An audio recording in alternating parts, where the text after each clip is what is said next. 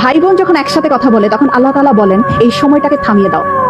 আমি খুব অবাক হয়েছিলাম এই হাদিসটা শুনে। আচ্ছা, ভাই বোন কথা বললে ফেরেশতাদেরকে আল্লাহ কেন সময় থামিয়ে দেওয়ার কথা বললো?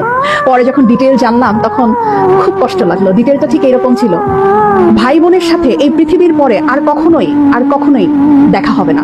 হাসরের ময়দানে না, আখিরাতে না, কিয়ামতের পরে না, জান্নাতে না, জাহান্নামে না, কোথাও না। বাবা মার সাথে দেখা হওয়ার সম্ভাবনা আছে, স্বামী স্ত্রীর সাথেও দেখা হওয়ার সম্ভাবনা আছে, ছেলে মেয়ের সাথেও দেখা হওয়ার সম্ভাবনা আছে, কিন্তু ভাই বোনের সাথে সম্পর্ক শুধুমাত্র এই পৃথিবী পর্যন্ত।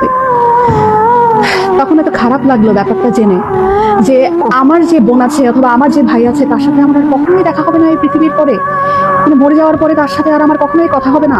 এত ক্ষণস্থায়ী একটা সম্পর্ক আমাদের। যারা সম্পত্তি নিয়ে ঝামেলা করে ভাই বোনের সাথে কথা বলে না, যারা অনেক ঝগড়া বিবাদের কারণে ভাই বোনদের সাথে কথা বলা বন্ধ করে দেয়, তারা না করেন না এই ব্যাপারটা। সময়টা না খুব কম, আমাদের খুব কম। এত কম সময় নিয়ে আমরা পৃথিবীতে এসেছি এবং এই কম সময়ের মধ্যে আমরা আবার কলুষতা, আমরা আবার ঝগড়া বিবাদ এইরকম করে আমাদের এত কাছের এত আপন একটা মানুষ, একই পেটের মায়ের পেটের বোন, মায়ের পেটের ভাইয়ের সাথে কথা বলা বন্ধ করে দিলাম। এই মানুষগুলোর সাথে তো আমাদের আর পৃথিবীর করে দেখাও হবে না, কথা হবে না। কি দরকার মনে এত কষ্ট রেখে? ভুলে যাই না সব, ভুলে যাই।